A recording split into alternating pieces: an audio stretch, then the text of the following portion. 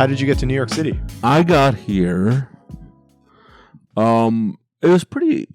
Well, I was in Portland, Oregon for 10 years or so.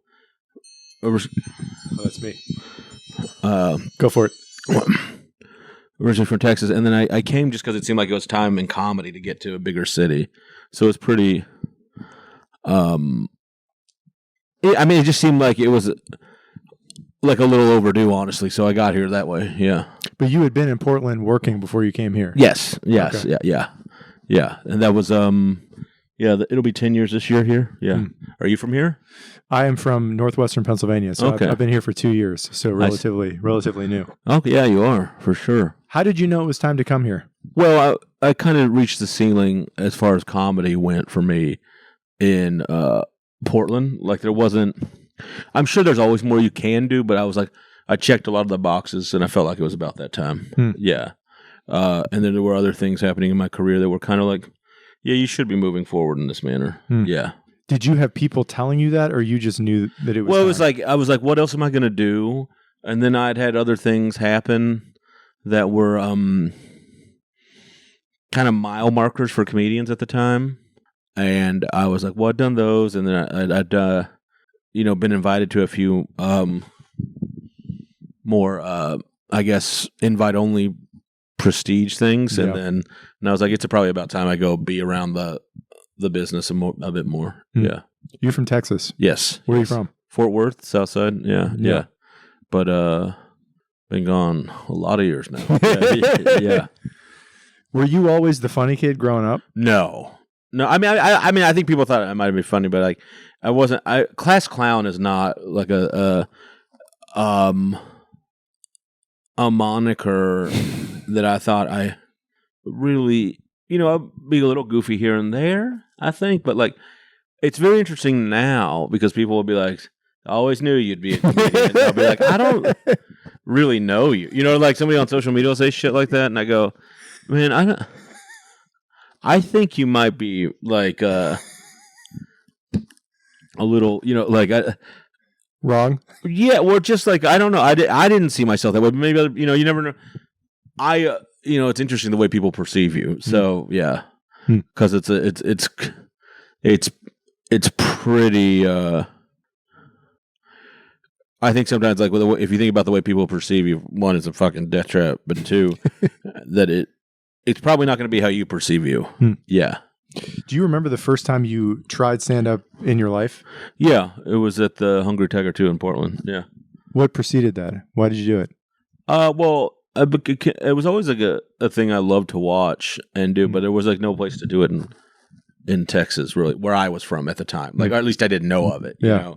So I was like, and then I was just kind of like, I was walking around Portland one night and saw like a stand-up show that was just like alty and weird, and I was like, I like this. I've always liked this. So it was always a thing.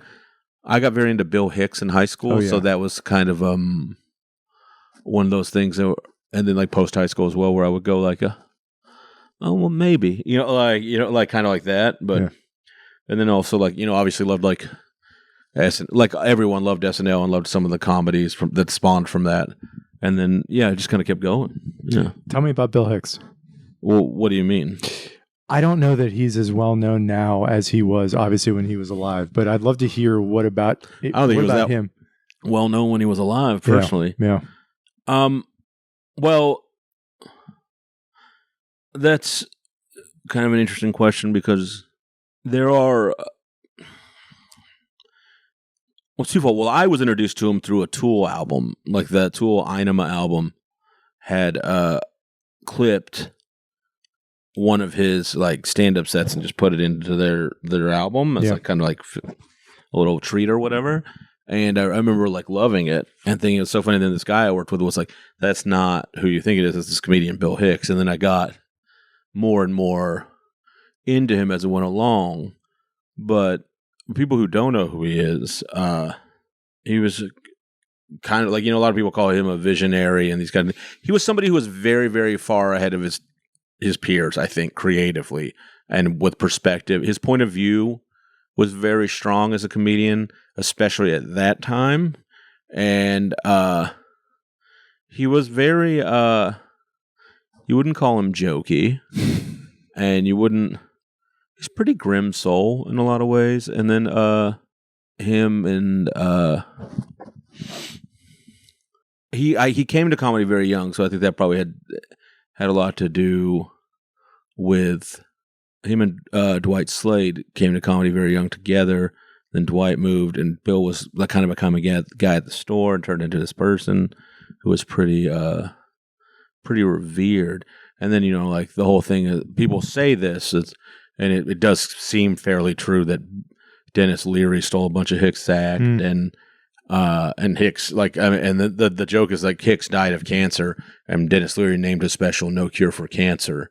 So like there's like that, and this is what they say, and there are some parallels there for sure, like, but I don't know, like but he was just this person who was kind of like, oh, I hadn't heard this before. It's very punk rock, and its influence on me was very profound at the time, because I was like, oh, he's not doing this like so many other comedians I see on like whatever kind of like stand-up showcase show do this. Yeah. He was trying to make points and be interesting, and not like, I think he was always trying to be funny, but it didn't always come off that way, but it was always still entertaining. Yeah. How would you describe his comedy? Grim. Yeah. Sardonic. And yeah. Smug kind of, like definitely a little bit of a, he didn't seem like an easy person. I don't know him. I never knew him, but that was well before my time. Yeah. Did you connect with him and his style of comedy right away? Or did you in general? It hit me pretty quick, his stuff, yeah. I was like, oh, I like this. Yeah, like right away. It just felt like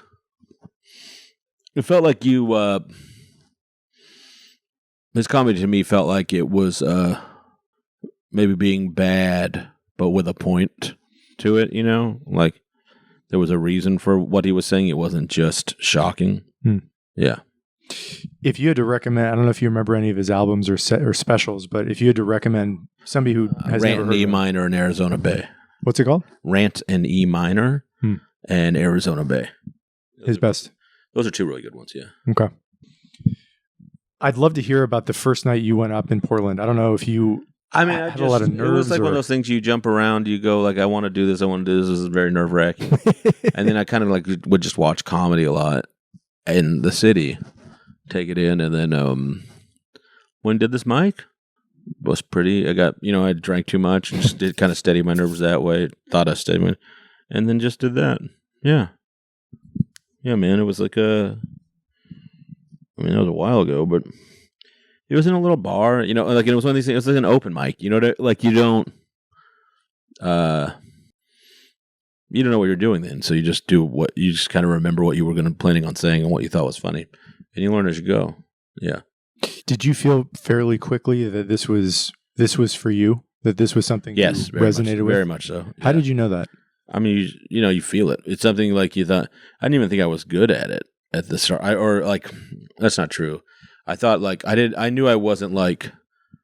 I thought I had some kind of knack for it the first time I was done, and then the second time I did it, I was like, I should probably never do this again. So you never know, It levels you pretty good if you have a sense of self. There's some fucking lunatics out there who think they never bomb, and it's the least entertaining shit I've ever seen in my life. But it serves them well.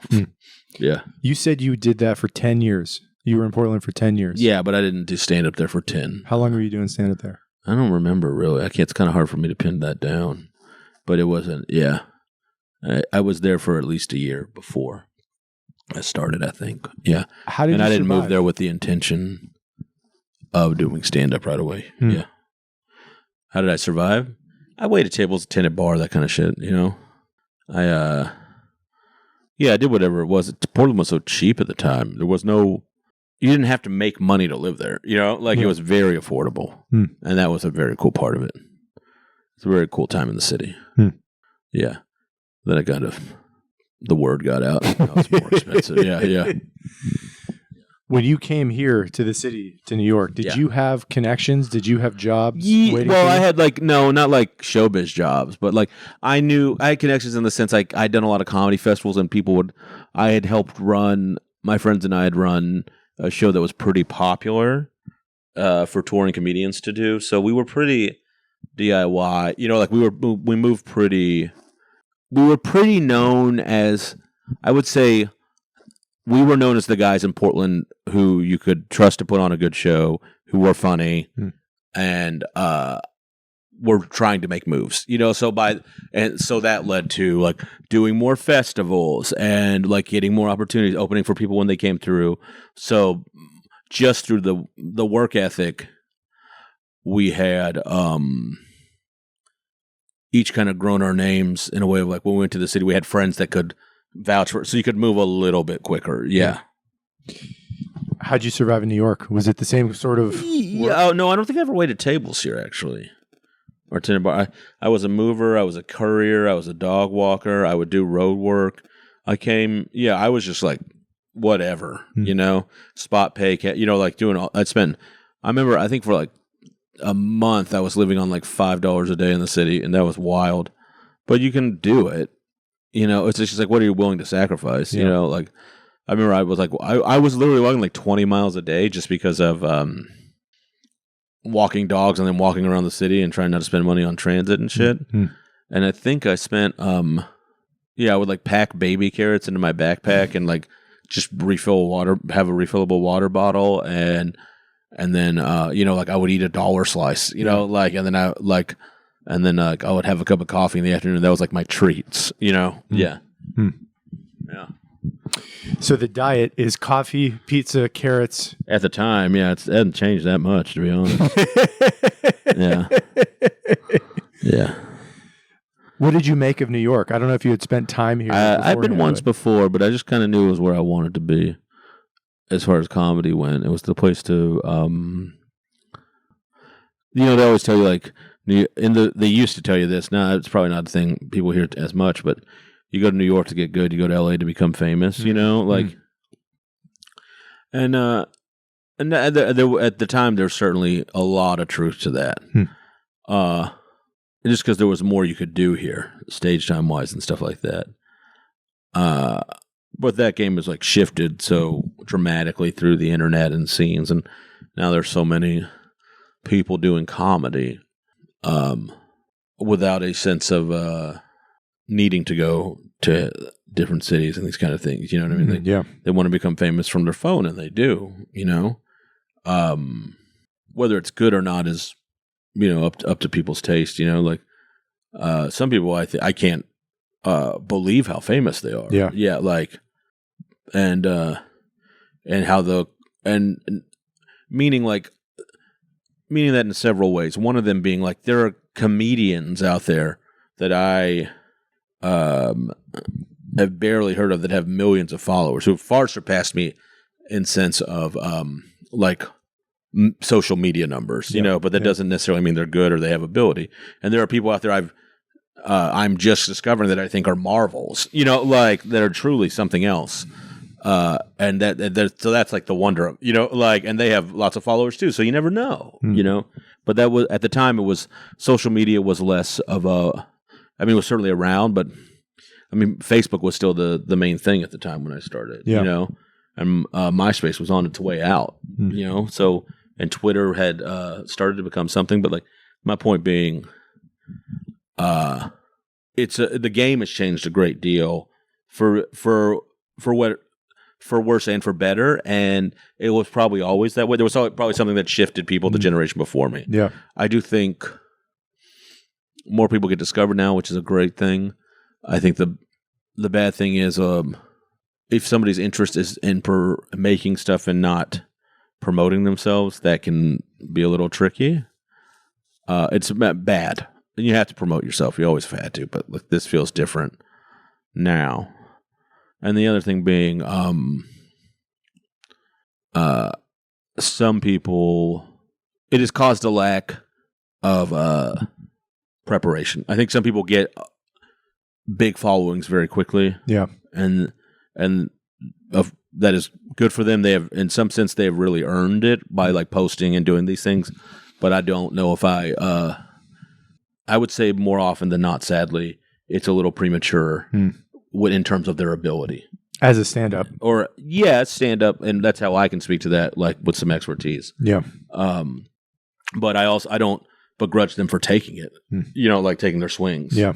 And some people will be an introduction to other people. Like artists do that. Like you find one artist, and then you find out that artist likes this artist, and then you kind of move forward. So that they'll serve some of that too.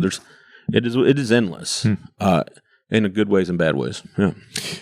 Where were you originally performing when you got here? The first year or two, what club names come to mind? Where were you? I mean, the first club I got passed at was Stand-Up New York on the Upper West Side, but that's now New York Comedy Club. I don't even think they have a brick and mortar anymore. I still got emails from them though. And then that was the first one I was in, which turned into New York Comedy Club, which I think was probably the first place. Then maybe Cellar, Eastville, I worked a lot of, you know what I mean? Like, and then I did a lot of alty stuff like Union Hall and Littlefield. Yeah, like a little, that kind of shit. So, those were some of the earlier ones. Yeah. And it's moved to a pretty good degree. Did you have a pretty clear sense of your goals when you got here in terms of where you wanted to get past, what kind of work you wanted to do? Yeah, in a lofty way, but not a prepared way, like the sense of what I want. But steps to take it a bit less, I think. Yeah. But I think, you should have, there's a difference between having a goal and having a want. Yeah. I think it was Herm Edwards said that a goal without a plan is just a wish.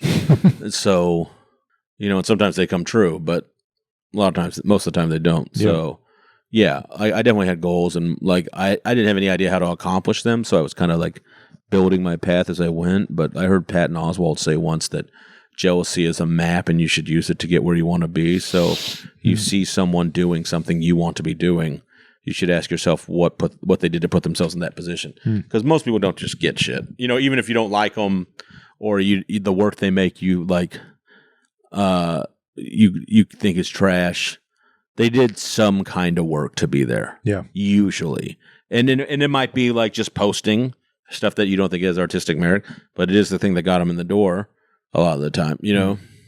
So yeah, that's what I think when it turns, like, I definitely had goals, but I was trying to figure out how to achieve them. Yeah, before I came. Yeah, what were they? What were the goals? Well, like to achieve? Cellar, late night spots, late night shows, specials, Comedy Central %. Some things I've accomplished and things I've yet to accomplish. Yeah, some I want to keep to myself. Yeah. Were there major stepping stones being passed at certain clubs, performances on certain late night shows that you regard? I mean, the Cellar felt like a huge one. Anytime you get like put over at a club, yeah, it's nice just because it's like that's where your peers are. That's where you see them. So it's pretty fun to let your hands go in those places. I think, and like really letting people see what you do. It's like the thing now is everybody knows that the Comedy Cellar is a famous venue. Everyone knows that the Comedy Store is a famous venue. Yeah. And like the Stand is very well regarded. So is Goth. Like there's these places people know who are not in comedy know about them and like are like, this is cool. Like this is like an iconic venue. Like Birdland or CBGB's, like if you're doing that kind of stuff, if you're thinking in those kind of terms. But, it's the difference between knowing about something and attending it and seeing a show there and then being part of it. Yeah. Yeah. Yeah. The story of you getting past at the Comedy Cellar, how did that audition even come to be?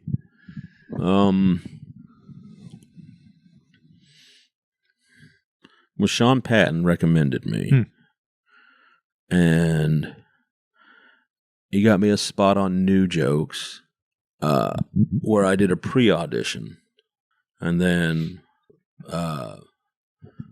manager Liz was like,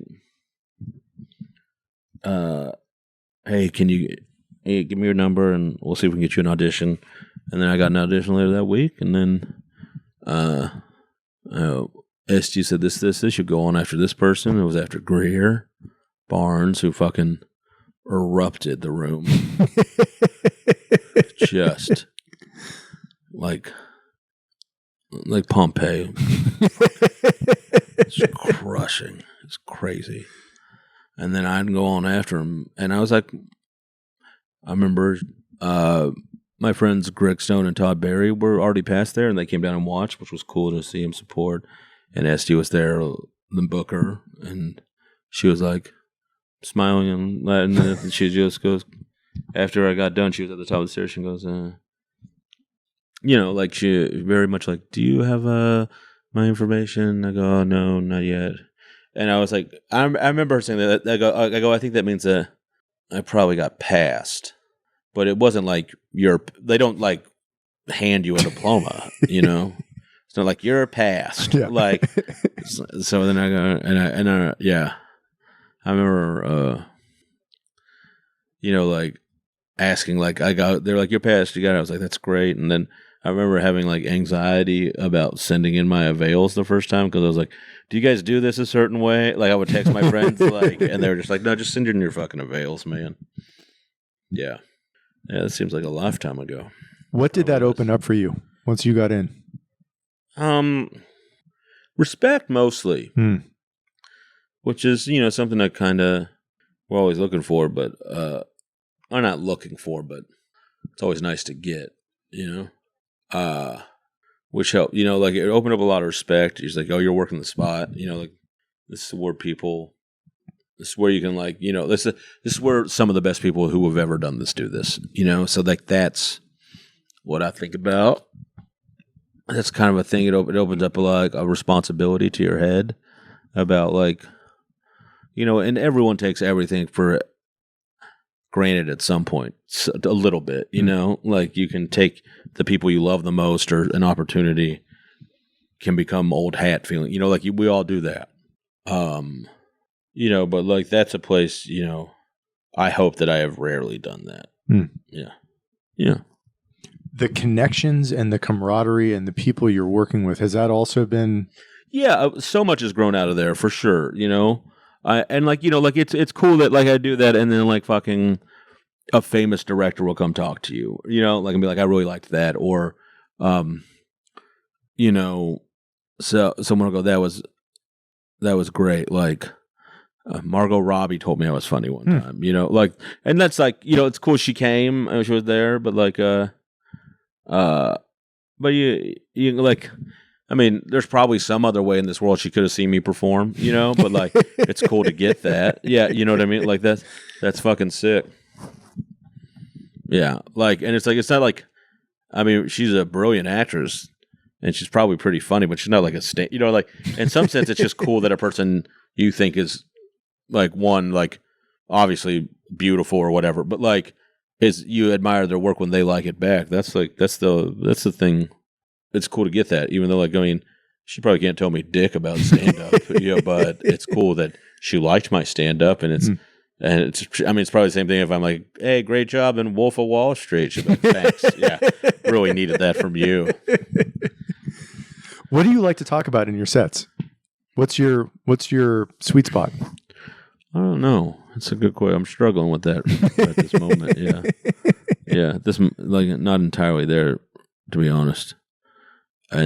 In this certain, where I'm at creatively with the material I'm working on now, which is crazy to me. Like, I think that the stuff I want to talk about and is not often funny to people. Like, and I think, but I need it to be funny. I'm not trying to be one of these people who just comes up and goes, I just tell the truth. And you're like, fucking, I hope you choke on it when it comes out. Like, I don't like that. But I'm just saying, like, I don't know if I think it's, like, I was trying to explain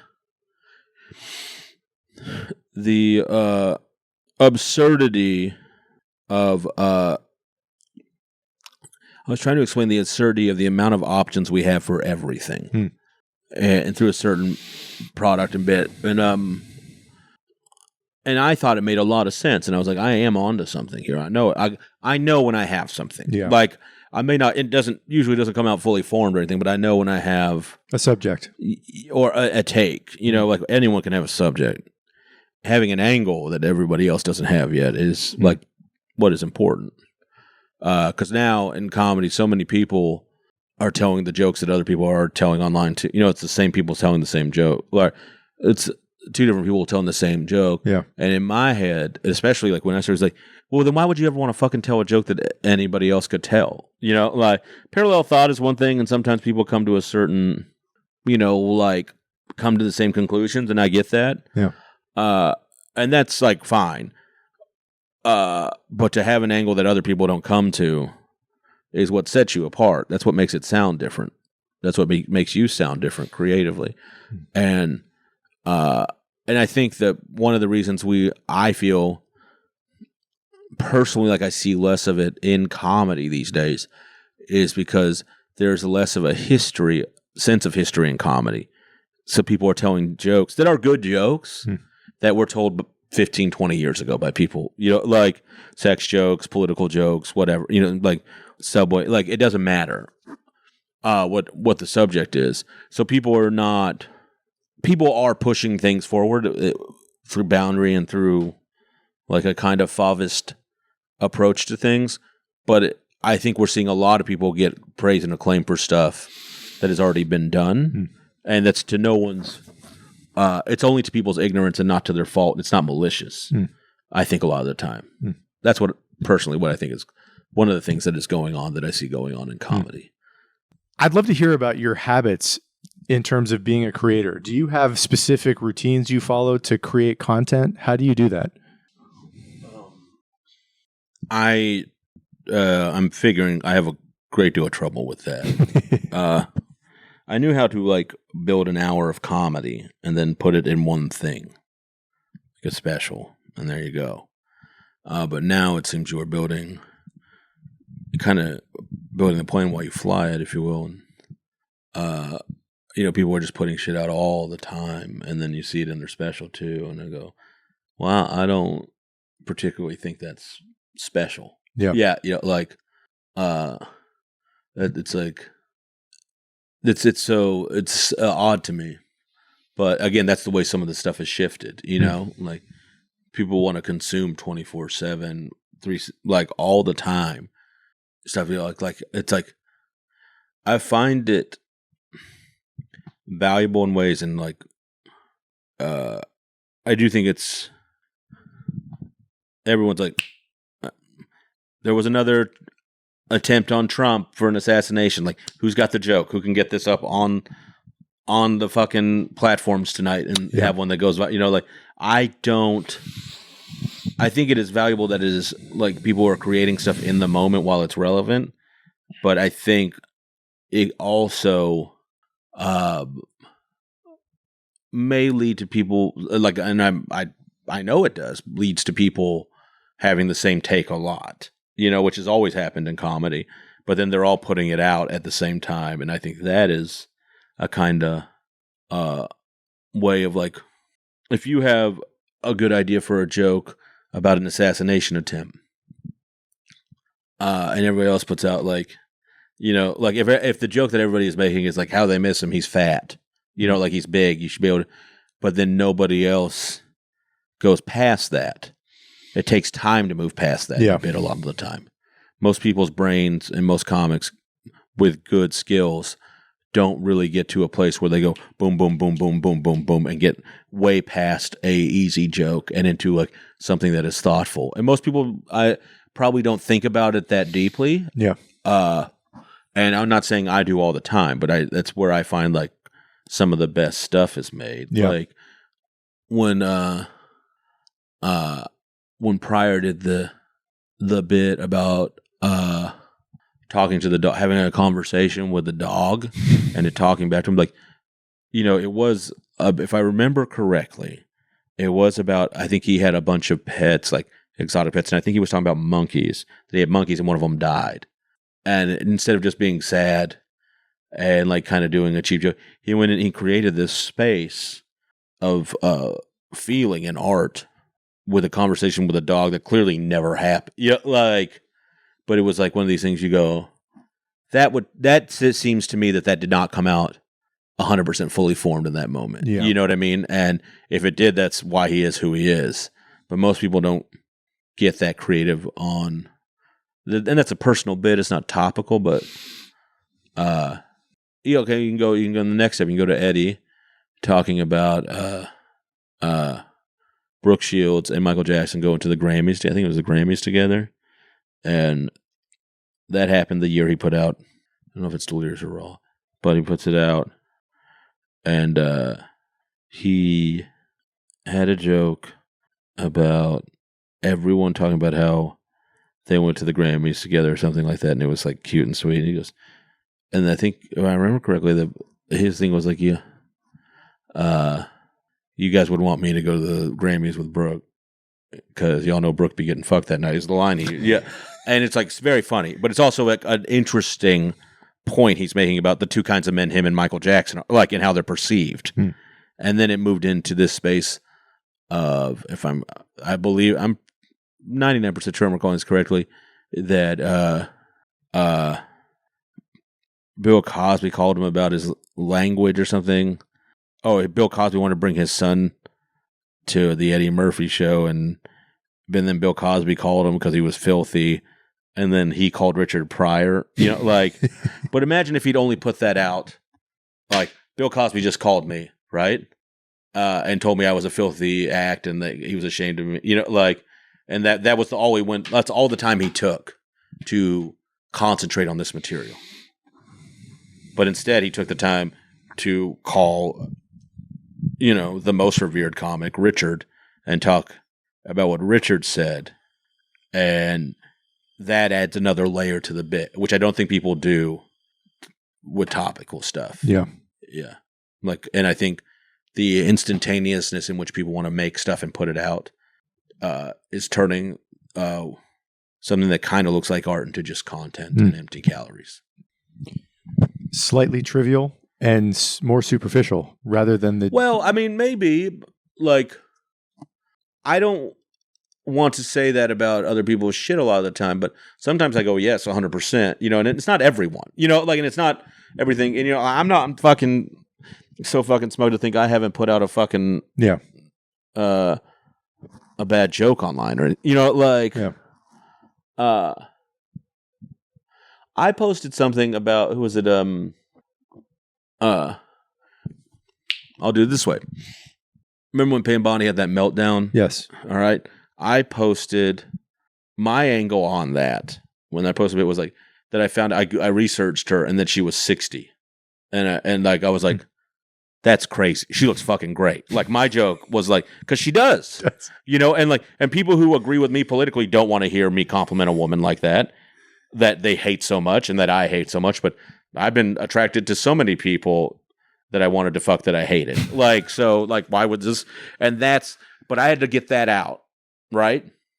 And I needed to get that idea up. But what would be more interesting to me if I felt like I had the time and the algorithm and the spirit to be like, why am I attracted to people I hate so much? Like, why is that physically doing something? And I could get into that space more and go and churn into a layer beyond that. You know what I mean?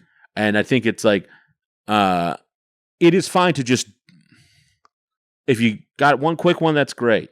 Like that, but I like going below the crust of the surface and getting into the mantle and the core of something. Yeah. And that's what I enjoy creatively. And that takes more time. So my creative habits may not be well suited for algos at this point. But maybe they are too. Maybe I just need to find a way to, like, and then, you know, you edit your own shit yourself, and like, meaning like you, like, this isn't good enough, but some people love it, you know? Like on the way here today, some guy was like, hey, he just looked at me and he goes, that's the only way I do it. And I go, huh? And he goes, like, that's a bit of yours. And I go, what? And I go, that's one of mine. He goes, yeah, you talk. And I go, oh yes, now I remember. I go, you know what I mean? Like, but that's something I don't even really, I remember it now because he brought it up and I know what joke it's in, and I could probably still do the bit. But you know what I mean? I hadn't thought about it as like a line in my act that people resonated with, but he did. So, you know, that's the other thing. You may self-edit too much, which I probably do. Or like, yeah. But I wish there was more. It feels like people are getting cliff notes on jokes and putting those out as opposed to. Well, people often respond to incentives, and it sounds like the modern incentives are. That's like, and that fucking Pam Bondi thing I posted got like, I don't know, 600,000 views or something like that, you know, like, which is not nothing, but it's not a lot in this day and age when you realize the reach of what social media has. But it is a respectable number of people sharing and seeing your shit, you know, like. But I go, what if I could have fucking just wrenched that the fuck out and taken 1 or 2 more days even just to like get it all out, you know, like, yeah, that's what I think. What do you think that's doing to the culture? Of what? The incentive for speed rather than depth and quality, or more of a craftsman approach. Leads to, I think it leads to a remarkable amount of ignorance for people.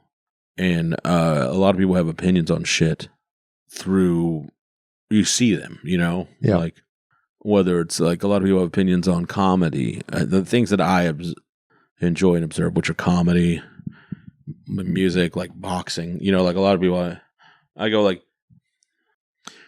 and I box and I train and I love the sport.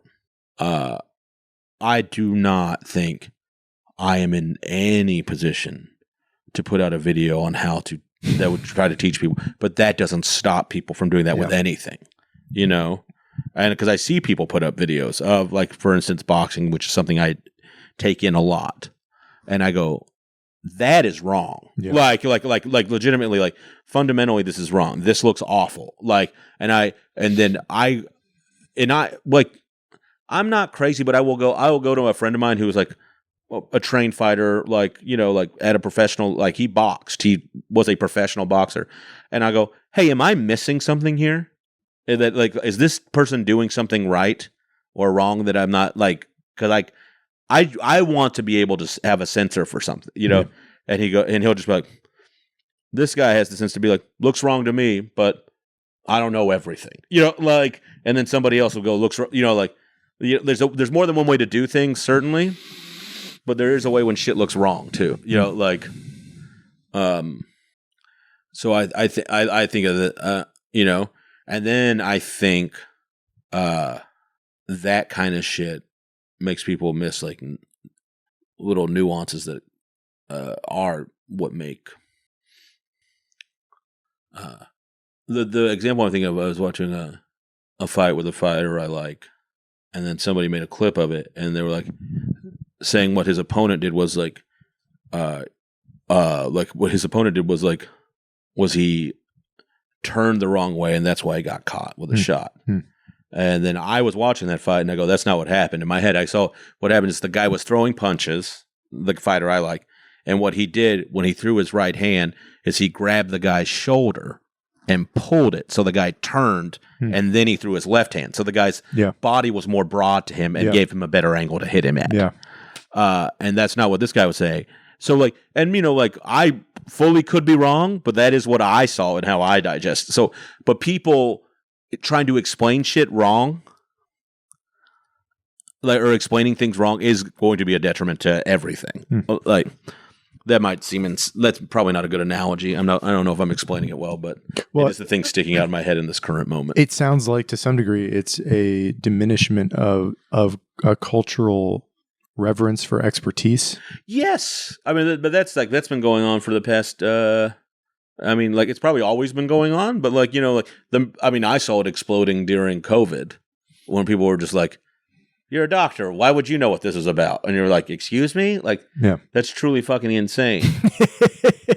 And I'm not saying, like, government institutions or like, I'm not saying they're infallible, but, like, what do you know? What do you actually know, or what do you repeat? Like, you know, like, memorization is the lowest form of thought. It's easy, you know? That's why actors are stupid. No. It's not. Repeating what someone says is not constructive thinking, you know? And I think people have to be able to explain things better, too, that are experts that I want to agree with, you know? Just because you are knowledgeable about something doesn't mean you're a great communicator about it. But often that ability to give a nuanced, interesting, well-researched explanation does not activate the reptilian brain, which keeps you addicted to the content. Yes, and I'm fully addicted too. Like, trust me. Like, it's not like I wasn't looking at fucking Instagram on my phone when I got it. You know what I mean? Like, but that's what I think. Yeah, it's very ironic to me that like tech companies use the word communicate a lot, and we're really just delivering cues. No one's communicating. Not no one. That's not fair. But like, I think oftentimes people will tell you you're being connected, and you're like, no, I don't think I am. I think, and I don't think we're communicating. Because if I did, then why the fuck do I need to email this guy so much? Yeah, like, or text. Like, you're not getting your message across a lot of the time. You're just posting shit, throwing it in the void. Might as well be a message in a bottle. Maybe someone will find it.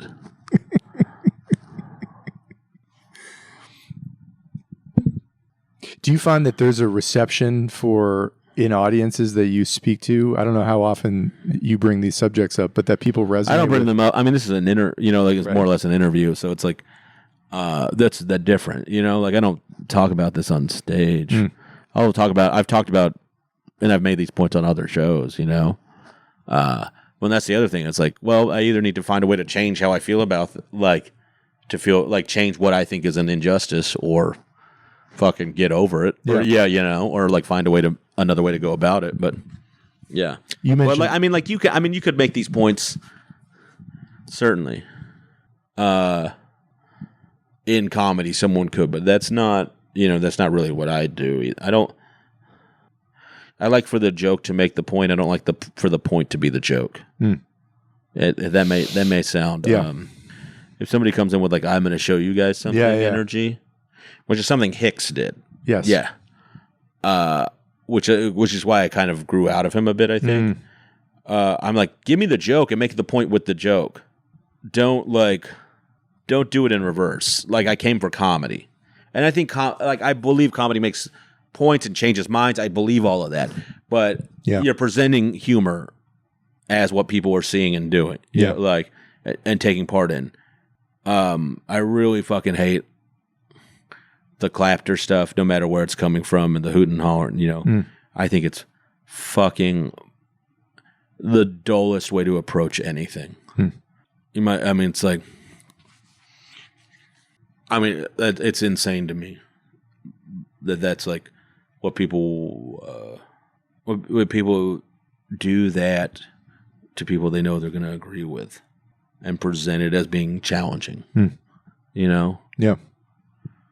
It's insane. The sanctimony and the groupthink aspect and like of we it? all, I'm not saying I always yes, and I think like I probably have a fair amount of that myself, but to preach about it like I'm saying something revelatory is fucking like, what kind of fucking sociopath are you? It's fucking you're like I'm changing minds, and you're like, I think this is the same thing I saw like on my phone with the comic before you, probably with the comic after you, and the same thing I'm going to see on my phone when I go home in the subway. Like, you're not saying anything I don't know. And like the point for me has always been to tell jokes other people couldn't tell. And I don't always get there, but I try to get there. Yeah. And that's not what a lot of people do. What floor are we on? 26. That'll do it. Yeah. Who in your mind are the great comedians working now? Who do you admire? Well, there's 3 people that come to mind. Me, myself, and I.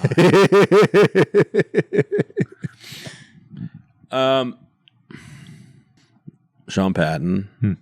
He does things different. Daniel Simonson, I love creatively. There's so many people I enjoy people who do things different than me that I go, how'd you think of that? You know? And which is the cliche thing because we all think that. Well, like, how'd you do that is what is in gate, you know? Yeah. But that's I guess the whole thing I've been pissing and moaning about for the past hours. That I go, when I don't like. There's so much comedy I see that I never go, "How'd you do?" I'm like, "Oh, you did what that guy did." It's supposed to, "How'd you do that?" You know. David Cross is one of those early people in my mind. I think Scoble is so interesting when he's up there. Maria Bamford, that's an alien. Brittany Carney is an alien. Like in this way of like they're doing stuff that I go, I don't even know where to begin. Sam J has these thoughts that I really think Sam as a person, I go, oh, they're not afraid to do any of it. You know, like that's another thing. That's actually, she was doing a bit, Sam was, and it was like, I can't remember exactly what it was about, but it was all these kind of comics that I think were either minorities or queer or something, you know, like, and they were part of this like internet panel or something. And one of them goes, my name is this, and I am the first gay person to do comedy in this country. And Sam was like, well, okay, but like that doesn't mean you have expertise. Yeah, it just means you're the first. Like, yeah, like, and I was like, and it was like, I thought that was an interesting thing for Sam to talk about because people want to champion that. And yes. I go, like, there is, and I might not be remembering it all correctly, you know, but there was something about it where I go, because I don't want to misquote what Sam was saying, but I remember thinking like, oh, this is somebody like taking a point to task, and to Sam's credit, I don't think they were doing it at that person on this panel or whatever they were doing, but they were making the point about it, like basically the same kind of thing I've been pissed. I was like, who the fuck cares? You know, like if you are saying something everybody already agrees with, it's not at comedy. Get it at a fucking union meeting, but yeah. How do you think about the role of the comedian in culture, if at all? What do you think that the appropriate role is, if there is one? I honestly feel like the romance of it has been cliched into like everyone's like, oh, we're the philosophers. They're blah, blah. I'm like, please shut the fuck up. Well, then philosophize. Don't talk about it. Find me a quote from Socrates that was like, I was the thinker that thought the most thinks. Yeah, like it's self-relating. You know, like I think the role of the comic is to make the jokes, and if it makes the point, that's great. That's how I feel about it. But don't tell people you're making a point. You know, like I saw, you know, all this fucking Kevin Hart roast shit that I saw. I want everybody's like feeding the content machine after talking about it, and just like, oh well, you know, this person said this on the roast, and I go, yeah, they did. That person said that. You didn't like it because you don't like that person, but you're ready to not like that person. I thought Gillis made a good point when he said that, you know, like a lot of people wanted Tony Hinchcliffe to fail, and he didn't fail. You know, like he did a pretty good job roasting. Like I'm like, and like Tony and I are friendly, so but I don't have any one foot in the camp one way or the other with that fucking dude. You know, like we're all right. You know, like, and like I get why people don't like him, and he's done shit that I don't like. You know, like plenty of it. But then when everybody was just going on podcast after the roast and bitching about what other people said, and I go, I would love someone to just like disprove the points other people were making about them. You know, like they're like, well, Tony is like a racist Nazi guy, and I go, okay, yeah, like you could say that about him. Like, and by the way, I don't fucking everything you're saying. Like, I know how you got there. I know the jokes you're making and why, and I don't disagree with why you're making these jokes. Like, but there's shit being said about you up here that you're not. It's fucking endless bickering, you know, like, and I feel like I'm doing like Monday morning quarterbacking, just bitching about it in this moment, you know, like. And I don't like that either. But like everyone was like, this person was awful. This person was like, what I would love is if someone was going to say like, you know what? Didn't want that guy to do well, but like everyone comes out liking the people they already liked. Yeah. And rooting for the people they already rooted for, which is fine. How amazing. Yeah. But like I think it's something probably more creative and more interesting was probably happening if someone you liked is maybe went down a notch on the ladder for you, or someone you didn't like even more, someone who you didn't like came up a notch on the ladder. I think that shows you're a little more at least open to the jokes and less the politics in my head. Probably. But I'm sure somebody fucking won't hear this and have a problem with that shit too.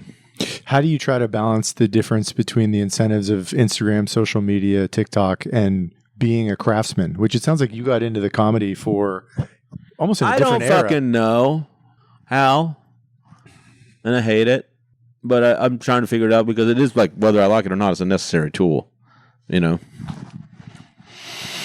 That's what I think. I mean, like, yeah, I think that's part of it. What do you hate about it? I mean, it's mostly the stuff I've been bitching about. Like, all right, I'll put it up. Here comes another thing I got to put up that I'm not proud of. Here comes like that I don't think is ready. You know, like and I get told that all the time. That call that took up some time in the middle of this podcast was from someone I work with, and he's like, "You have to be a little less precious. You just have to be." And I go. I think the only reason people fuck with me is because I'm not precious. You know, so I worry about, you know, like that, you know, you don't, because there are cheat codes. You can make stuff that sounds like what you've already made, but that's fucking awful. Then you're turning this into a job you never wanted to have in the first place. I always close these conversations by asking artists how they think about success. And I'd love to put that money. To you. What does that word look like? Money. What does it mean to you? No. Money would be nice, but more money would be. I mean, like, making the things you want to make and being happy making them. Getting them to people. And obviously, like, lots of people would be really nice. And a little people was really nice, too. Like, they're the only people who take it in. So those are really the people you should love the most in some manner. And then, you know, like, and then more people. Like, you want it to find someone.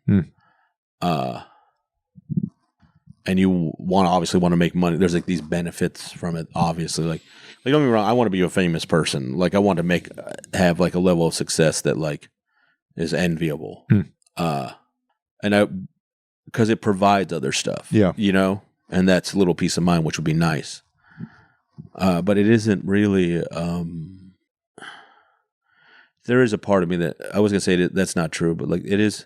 There's a part of me that wants people to be like, I love your stuff. Like I love hearing that every time. Thrills me. Even like that guy today who said that thing on the train. I go, oh yeah, I did do it. Like cool. Like, you know what I mean? Like it really, really feels great. You know? And I want that. Yeah, that's what a lot of success looks like to me.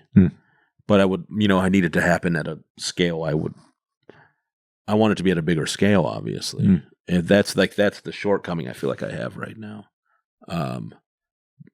But you know, like one little bit of success is like I say this to people all the time. So when I'm going to see something I want to enjoy, music, whatever, you know, or whatever, and somebody at that event sees me and goes, "I love what you do," or whatever, you know, like I'm a fan. Oh my God, coolest thing in the world. Always. It means you're making the stuff you wanted to make because you connected with it. You know, like, in some sense, maybe not exactly, but it gets, you know, I have friends that are in bands that are famous and actors and comedians I know who will like tell me these things, you know, like a peer, which I am. And that is a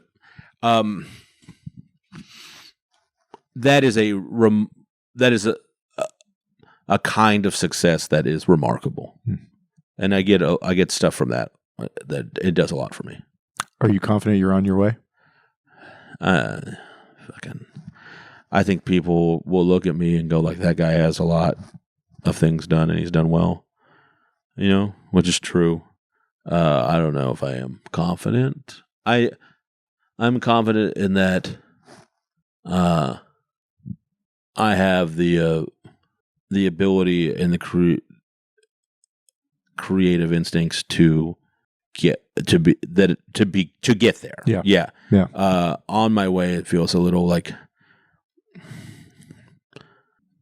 feels a little bit like content, like that's a real numerical and you forget people are lying on your phone,